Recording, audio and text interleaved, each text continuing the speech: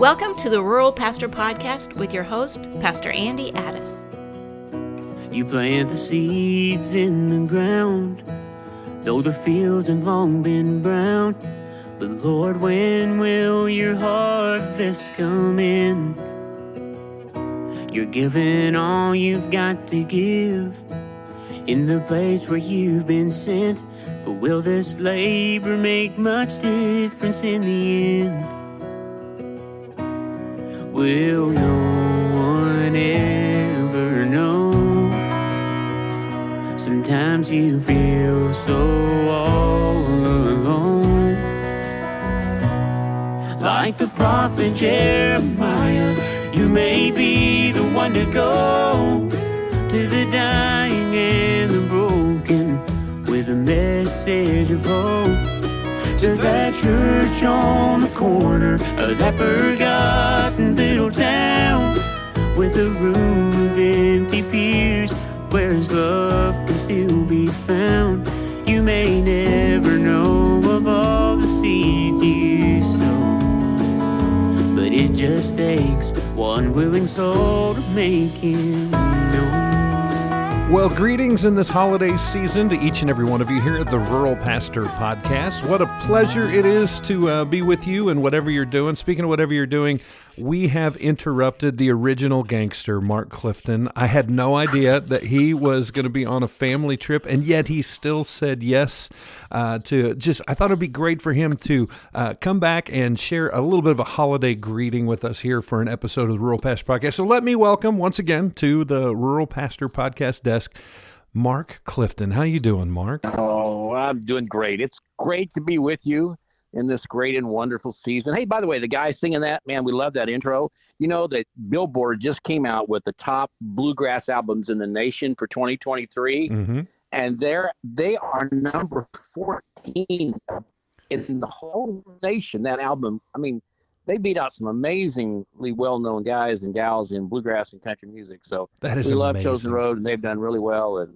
that song is actually on their latest album. You can buy their latest album online, download it, and man, it's there. So and from what Merry I've seen, Christmas to you, by the way. That would be a good Christmas gift, right? It really would be. So Chosen Road. Anyway. It would be a great Christmas gift. From what I've seen, they're in Alaska right now, I believe, if I'm watching their social media right. So they're touring everywhere. And speaking of being on the road, you don't have the best audio quality, best we can do, because you're just giving us everything you got, because you are actually in Boston right now. I'm in Boston. I'm in the Bruins locker room. We're getting ready. I'm the chaplain tonight for the team, and so that's awesome.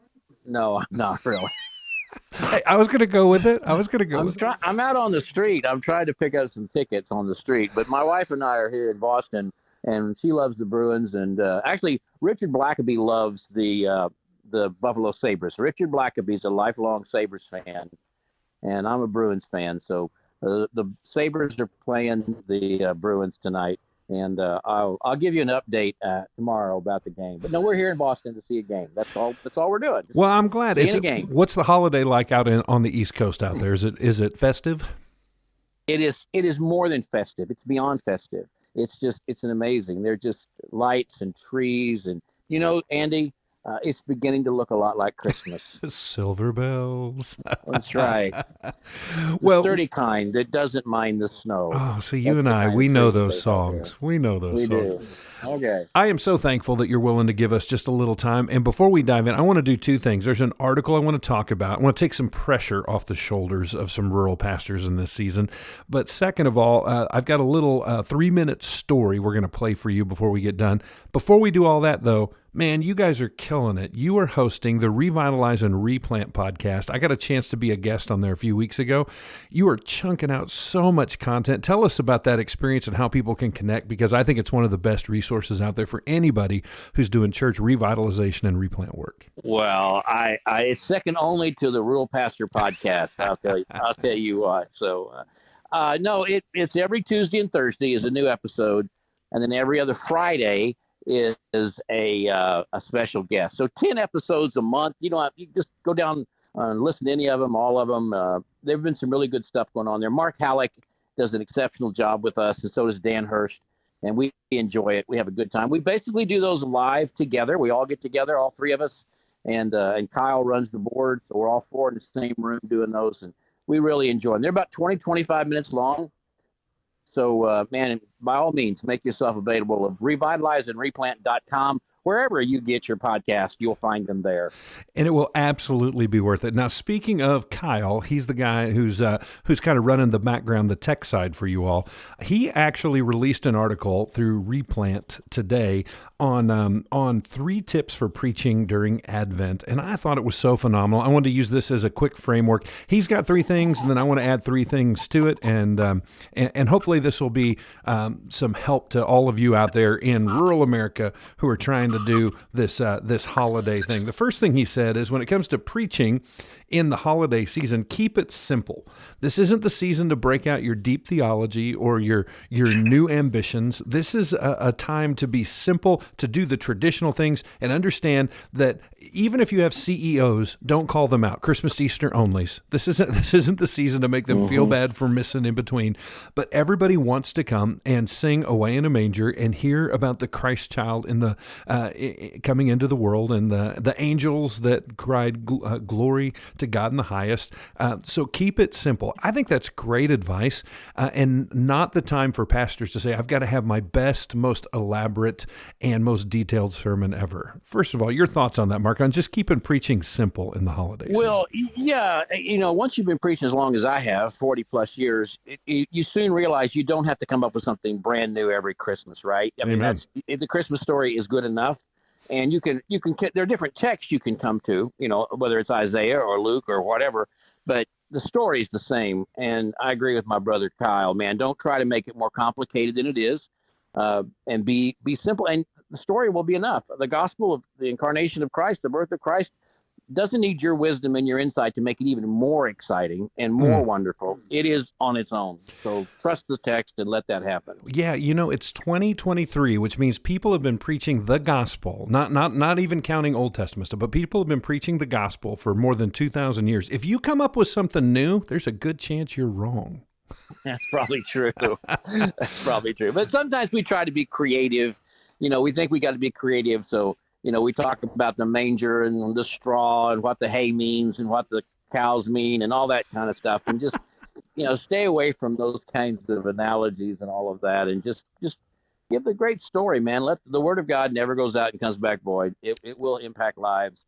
Don't overthink it. Is what my brother Kyle is thinking and talking about. And don't try to impress.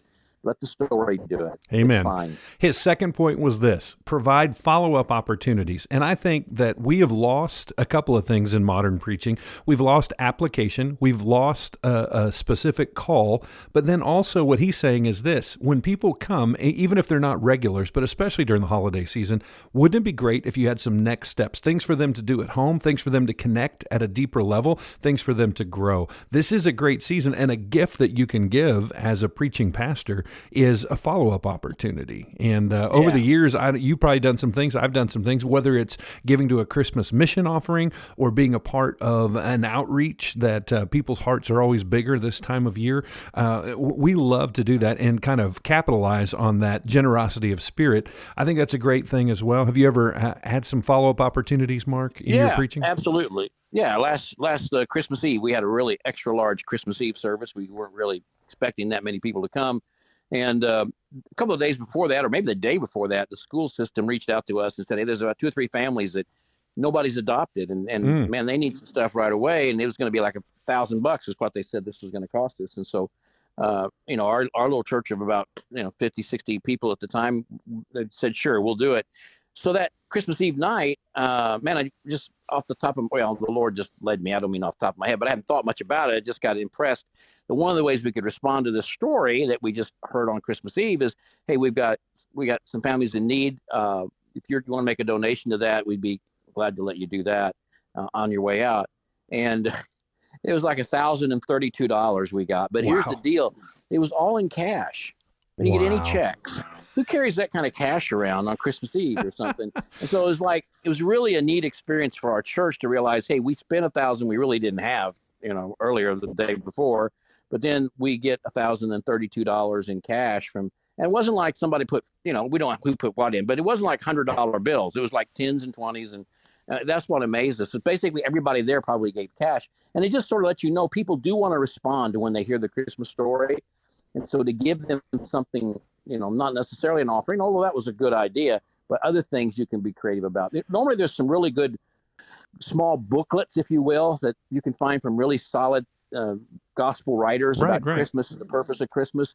Many years we've given those to everybody who's there, and we'll give them on the way out and say, hey, if you enjoyed this story, here's something that takes a little more in depth and you can spend a little more time with. So a lot of times we'll try to give one of those little Christmas booklets that some good gospel writers have written. I think what you're saying there is so true, that sometimes we sell our congregation or even our attendees short when they really will be willing to take a step and expend some energy. I'm the pastor of a multi-site, and one of our locations, a larger location, adopted a grade school years ago. And when they asked the teachers what this low-income school needed, they said the kids need shoes. Well, it has morphed into this thing where they have 300 students. But in the early fall, somebody goes in and measures all the feet. Every child picks out their favorite shoe, specific, like I want red and white Nikes, or I want boots with sparkly heels or something like that. And then we put those out for our people and say, if you're willing to buy this shoe, this brand, this size, and that takes some work to get done.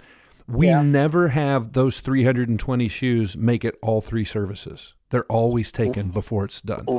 And you just have to, don't underestimate your people for follow-up. They'll be willing to grow and learn and serve. And I think Kyle's got a good point there. Keep it simple. Provide follow-up opportunities. Here's the third thing he said, and this leads toward what you were talking about before, Mark. Preach the gospel. Make sure it's not on, well, the wise men weren't actually there, so you need to put them in a room east of your nativity set and let them come from afar. Yeah, but I do say that. I get hung up on that every year. So. We do that. And the angels don't look like angels. I do. So you just people who listen to this podcast there because I have done that in the past. Well, but we've all done it. We talk about the wise men weren't there. That was it a manger, a grotto? Was it a garage off the edge? This really isn't the date. I agree with Kyle that when you focus on that, you're detracting from the story. Message received, Kyle. I understand. He wanted to tell me that in person, but he was too shy since I'm his boss. So he wrote it in his article.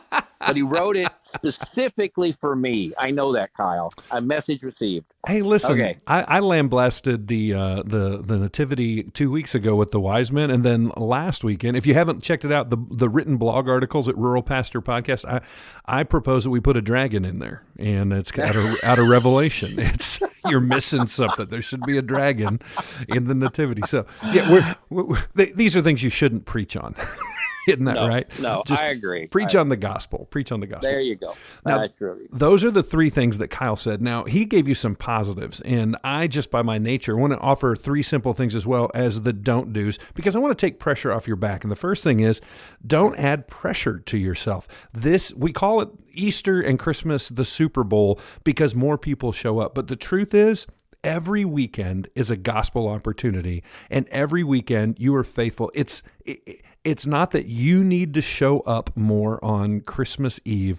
It's that you need to just expect that God can do what only God can do on these holidays like this. And don't add to the pressure by putting it on yourself and saying you've got to be in some kind of tip-top shape. I mean, we should have excellence, and we should do what we can do to make the gospel known, but we don't need to think that the Sunday before Christmas or the Sunday after Christmas is any less important. They are all huge gospel opportunities for us, and don't kill yourself for one Sunday. What do you think about that? Well, yeah, you overwork it, you overthink it, you don't trust the Holy Spirit, you don't let Him do it, and you feel like you've got to be at your very best and performing your very best. And again, you put way too much pressure on yourself. And when you do that, it shows. You don't look comfortable. You don't look at ease. You may not even look like you're glad to be there. You look more frightened than you normally do, more stressed than you normally do. You may not be as cordial as you normally are because you got all this stress on you, and you're just putting that on yourself. And so I would agree. Just enjoy the holiday. Enjoy Easter. Enjoy Christmas. And don't look at it as the Super Bowl. Frankly, God can do something amazing on the second Sunday of August when nobody's there but a couple of people. So Absolutely. just let him work all that out, and don't put that kind of pressure. So just think about the pressure that you're putting on yourself. I like the way you're phrasing that. You want people to come to church and feel like it's a wonderful life and not like National Lampoon's Holiday Vacation, right? Right, exactly. You want them to feel how God is moving and not you trying to put it all together. Here's the second thing. Don't add to pressure on your own, but also don't play the one-up game. Don't think that your Christmas pageant has to have one more camel than the other guy's Christmas pageant, or that this year's candle lighting service needs to be outside and we also have to have glow sticks. The whole one-up game will absolutely kill you. Glow sticks. I want to get glow sticks. That's cool because the other church in town doesn't have them. That's I'm right. glad you mentioned that. So I'm going to go to Amazon as soon as we're done with this because I'm gonna one up the Methodists, man. We're gonna have glow sticks this year. And that's exactly what we don't do. Exactly Cool. And we could get red and green glow sticks. That would be great. And you'd make the deacons happy because there's no wax drippings on the back of the pews. So that's true.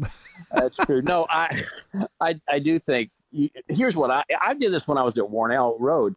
There were all kinds of great Christmas pageants in our city. We would actually list the name and the address and the time of the great Christmas pageants that the big mega churches had, and we just say, "Hey, go to that. We're not gonna redo this. That's fantastic. You just go to that. Well, we're gonna do some other. We'll do a very simple Christmas Eve service. We'll do the longest night service for the families of homicide victims, or something like that. But we don't we can't. And so, but we don't need to because take your lost friends and go to these great events across the city and these great churches. And we're not competing with them. Man, they got some good stuff and go do that. So that's what we did. That took a lot of pressure off because if you try to put on a Christmas musical or something and you end up if you don't have the people and the bandwidth to do that, it first of all, it may not turn out real well. And secondly, you used a lot of energy and time and stress on people and people kind of get upset about different things. And man, I just chill out and say, hey, go see First Baptist, man. Let them do all the time and energy and stress. We'll just go, watch their music and look at their animals. So that's cool. I love the kingdom mindedness of that. Just, it's all good, man. It's pointing towards Jesus. Let's take part in this. And I think one of the principles you and I talked about more than a year ago on this podcast was the principle that in rural ministry, excellence is really relative. So what they're doing to get on TV and the sheep and the goats and the pyrotechnics, you don't need to compete with that. If you have a couple kids in bathrobes and they are as cute as buttons and they are coming from afar to the manger scene, let me tell you that in our context communicates the gospel. It values family, and it is more than enough for where we are. We don't have to play that one-up game, right? No, we really don't. And most of us in rural America, we're not impressed by sheep and goats anyway. We see them every day. So you got that right. It's just the city people to get all excited when somebody brings a goat into the building. So I don't think we do. This is a true thing. This happened last weekend. The announcement before 11 o'clock service was if somebody lost their chicken, it's in the east parking lot. There you go. Well, it happens. They don't want them to lose their egg production. That's really funny. Really funny. All right. I'm not kidding, man. That was a great moment to start the 11 o'clock service. Anyway, third thing, don't add to the pressure for yourself. Don't play the one-up game. And then you already said this. You foreshadowed it for us. Don't miss the holiday. Enjoy it. Whatever you have to do to scale back so that your kids and you and your wife and you can enjoy this time, because people will know if you're miserable. They will be able to see it if you are just stressed. And so just make it your point to say, you know what, we're going to enjoy some hot cocoa. We're going to watch some movies. We're going to enjoy this so that when we hit the pulpit this weekend, I am refreshed and renewed and enjoying the gospel story, the Christmas story. Don't miss the holiday, whatever you got to do. And I would say, look carefully at your schedules between Thanksgiving and Christmas, your church schedule, and anything you can take off the plate, take off the plate. That's good. Any meetings that you don't have to do give them December off. Don't necessarily, if you don't have to have the finance meeting or the deacons meeting or whatever, just maybe take that month off. And then also, if you're going to have a Wednesday night dinner for Thanksgiving and then you're looking at, if you do that the Wednesday night before Thanksgiving, well, then on Thanksgiving Day, people got to cook and get ready for their house and get all that stuff. And then when you think about, well, we're going to do a Christmas program, we're going to do a Christmas Eve, we're going to do Christmas Day. And then your folks have family gatherings, work gatherings. Be sensitive to that. And I would say in every sense, less is more, especially in a rural normative sized church. and just do a couple of things and do them well, and let your people know we want to give you plenty of bandwidth in December to enjoy your family, to enjoy one another, to think about the holiday, and not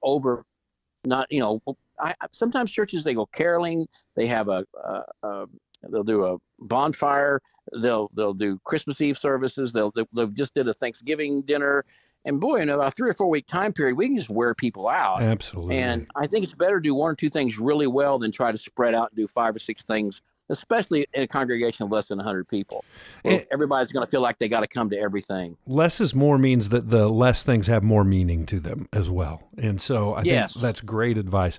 Very last thing, because I need to let you get ready you got to go get your scalp tickets before it's too late.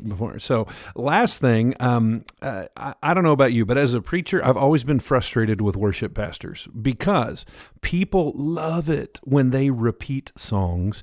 And if we repeat a sermon or an illustration, we get told about it. But this is the season. This is the season we get even because people want us to tell the same story. They want us to remember and traditionalize things. And so reduce, reuse, recycle. What I want to do is I want to challenge you that you don't have to invent and better yourself each and every year. I'm going to take and I want you, if you can just sit back with me, Mark, for it's like 2 minutes and 50 seconds. I want to play something for you. 11 years ago, I was asked to write an article for our church newsletter. 8 years ago, we turned that article into this audio recording that we used on our website.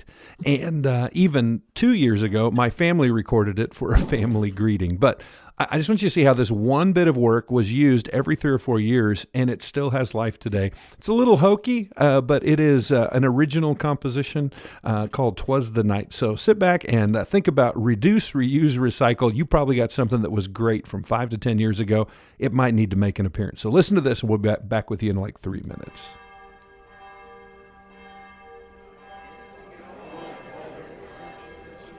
'Twas the night before Christmas, and the service begun. The church was all decked out for holiday fun.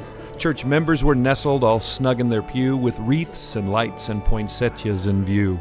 The auditorium was warm to instill Christmas cheer, and singers were ready with carols near and dear. Then up at the front, with sermon notes handy, a Christmas message for sure from old Pastor Andy. The music was great and the message okay, but everyone's thoughts were for the breaking of day, for morning would come with presents and joy, Mom getting clothes and Dad, of course, toys. When out on the parking lot there arose such a clatter, we sprang from our seats to see what's the matter. Running out through the foyer and down the long hall, we stood in the doorway to watch, one and all. A few feet away was a broken down car, dented and scratched, an eyesore for sure. Then out stepped a man from his beat-up old caddy, and 3 youngsters inside, they each called him Daddy. The little old driver was lively and quick, worked fast on the engine, and gave it a kick. You might think he cursed if you did not listen close, but sitting on the bumper, a real prayer he spoke. For Tasha and Shelley and Lisa and I. God, we don't ask for much, just to get by. We've nowhere to go, no presents to share, but we need this old car to get out of cold air. Their mother has left us, and I've made mistakes, but I love them so much, it makes my heart ache. I can't give them a thing except a night on the road. There's no Christmas for them, just darkness and cold. So please hear me, God. I feel so alone. I don't have a future. I don't have a home. I just need for you to make my car start, and maybe some help for the pain in my heart. He spoke not a word, but went straight to his work, rubbed dirt off his hands, shut the hood with a jerk, and laying a finger aside of his nose, he wiped off a tear, and down the street he drove. Quiet and shocked, we retreated inside, to our tinsel and greens and soft candlelight. And the words of a carol seemed to ring out just then, saying, "Peace on earth and joy to all men." We looked at each other with confusion of heart, our Christmas experience now saddened in part by a man and his girls on a cold Christmas night, with miles before them and no end in sight. Christmas should be about praise and thanksgiving, not how in the world can I make a living. But those near our churches will miss Christmas this year, unless we all tell them the reason for cheer. Out past the front door and beyond these 4 walls, the message must go with a very loud call. For those lost in sin, your Savior is near. We must show the world King Jesus is here, with words of love, acceptance, and grace, and a helping hand to finish the race. Loving the world with our words and our deeds, we prove Christmas love by meeting their needs. Go, tell it on the mountain, over the hills, and everywhere. Go, tell it on the mountain that Jesus Christ is born. All right. That was very good. That was fun. Awesome. Well, what I'm saying is 11, 12 years ago, wrote that. Then it became an audio recording. Then we used it as a family thing. Then read it during a sermon. It's okay to use some things from the past. As a matter of fact, they draw up memories, and you don't have to continually create and use, but reduce, reuse, recycle, if we could use that, for what we do this season, because you probably had some home runs in the past, if you want to call it that. Guess what? It's okay, because if you did that 3, 4, 5 years ago, good chance most people don't remember what you did. You can cut yourself some slack. Well, and if you continue to do it, it becomes part of it gets ingrained in their holiday mindset. That's good. So if you do bring much of the same message in much of the same way, it really does hit home. I'll give you an example. You know our friend out in Wamego, Tony Mattia. Oh, yeah. To know Tony is to know Tony. And so I was a member of his church for a number of years, and he'd always do Good Friday services. And when he did, he preached the same message. And Tony can preach a lot of messages. The guy's got a PhD. I mean, he's the real deal. He's brilliant. Yeah. Brilliant, right? But he would always preach the same message. It was, I am the light of the world. And it was about how Christ would stand there in the temple, the festival of lights, and all the lights would be on, all the candles would be lit, and the oil lamps would be lit, and all of Jerusalem could see the temple. And in the midst of that, Jesus said, I am the light of the world. He would go through all of that. Well, the thing is that because he did that year after year after year, it's very connected to me now. And there was some benefit in him doing that same thing year after year on that same night, so that I began to connect those two things together. So I think repetition is something we don't need to be afraid of in times like this. I think it can be very helpful. Especially if you're intentional about saying, we do this each year, or this is a favorite of mine. I want to bring this back. Yes. It can add that value. So those are just some helpful things. Dr. Kyle BUEERMANN, thank you so much. We're going to put in the show notes where you can get that whole article on keep it simple, provide follow-up, preach the gospel, and then also want to challenge you, don't put too much pressure on yourself. Don't play the one-up game. Don't miss the holiday, and then don't be afraid to reduce, reuse, recycle, because this holiday should be for you and your family as well as the community that you serve. Mark, what a pleasure. Thank you so much for letting us intrude on your family vacation. Had no idea when I asked for a quick minute or two that I'd be doing that, and you were so gracious to give it. Merry Christmas to you, my friend. Well, Merry Christmas to you, Andy. Take care. Merry blessings. And as we get ready to close this one down, we'll just say thank you so much for the opportunity to be here. And we pray that you would have a great holiday season from everybody here at the Rural Pastor Podcast. Like the prophet Jeremiah, you may be the one to go to the dying and the broken with a message of hope. To that church on the corner of that forgotten little town, with a room of empty pews where his love can still be found. You may never know of all the seeds you sow, but it just takes one willing soul to make him know. Thank you for joining us on the Rural Pastor Podcast. Special thanks to Chosen Road for our incredible theme music, and to 180 Digital for their corporate sponsorship and making all the technical things possible. Rural Church Leader, we want to remind you that your work is important, that you are important, and that you are not alone. See you again soon for another edition of the Rural Pastor Podcast.